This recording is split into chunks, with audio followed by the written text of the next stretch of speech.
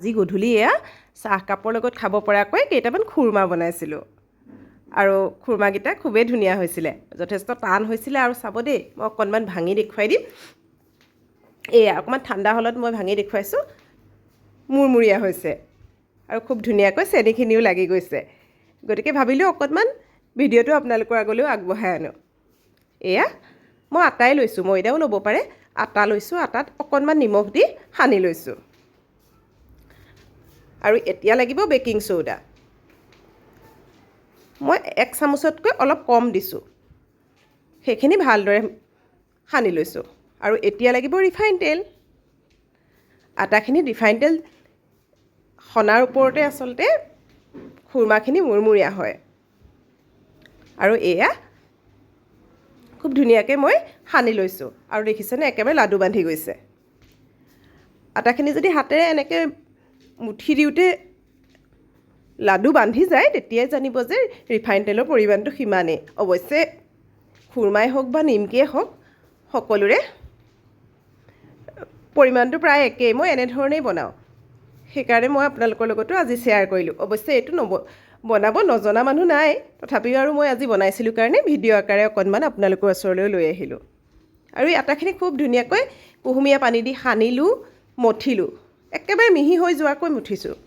বহু সময় মঠিলোঁ আৰু অকণমান সময় ঢাকি থৈ দিলোঁ আৰু এতিয়া লাড়ুকেইটা ডাঙৰ ডাঙৰকৈ বেলি লৈছোঁ মানে ডাঙৰ মানে ডাঠকৈ বেলি লৈছোঁ লাড়ুকেইটা ডাঙৰ ডাঙৰকৈ কৰিছোঁ আৰু যথেষ্ট ডাঠকৈ এইকেইটা বেলি লৈছোঁ এতিয়া এয়া এনেদৰে কাটি লৈছোঁ আৰু অকণমান ডাঠ হ'লে ভাল পাতল হ'লে কিন্তু খুৰমাটোৰ শ্বেপটো নাহে কেৰাহীখন তুলি থওঁতে বেছিয়ে গৰম হৈ গ'ল সেইকাৰণে তলটো অকণমান ক'লাই হৈ গ'ল তথাপিও ৰিফাইন তেল অলপ দি ৰিফাইন তেলখিনি বেছি সময় গৰম হ'বলৈ দিয়া নাই মানে বহুত বেছি গৰম হ'বলৈ দিয়া নাই কুহুমীয়া হৈছে আৰু তাতে কিছু সময় ভাজি আছোঁ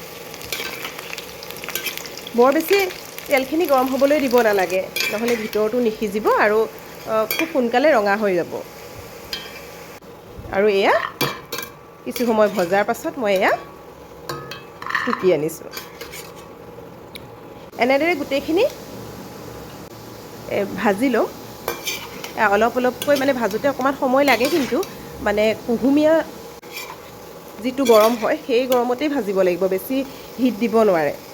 গতিকে সেইখিনি এনেকৈ ভাজি থাকোঁতে অকণমান সময় লাগিছে আৰু ভাজি ইয়াত থৈ গৈছোঁ এইয়া আৰু এয়া গোটেইখিনি অলপ অলপকৈ ভাজি ৰাখি দিছোঁ এতিয়া চেনি পানীখিনি যোগাৰ কৰিব লাগিব এবাটি চেনিত 2 বাটি পানী দিছোঁ আৰু কিছু সময় উতলাই আছোঁ চেনি পানীৰ জোখটোতে আচলতে খুৰমাৰ সোৱাদটো নিৰ্ভৰ কৰে বহুত বেছি উতলিব লাগে মানে ডাঠ হৈ আহিব লাগে আৰু ডাঠটো মই চেক কৰি আছোঁ এনেকৈ ওপৰলৈ যদি দিওঁতে তাঁৰ এডালৰ দৰে পৰি গৈছে জানিব হৈছে আৰু নহ'লে এখন প্লেটত অকণমান দি চাব পাৰে যদি ডাঠ হৈ আহিছে বা অকণমান সময় থোৱাৰ পিছত যদি বগা হৈ আহিছে জানিব আৰু এতিয়া এইখিনি বন্ধ কৰি দিলোঁ আৰু গোটেইখিনি ইয়াতে দি মই লৰাই দিলোঁ আৰু লৰোৱাটো কিন্তু খুব খৰকৈ লৰাব লাগে কাৰণ অতি সোনকালে এইখিনি দি দিয়াৰ লগে লগে টান হৈ আহিব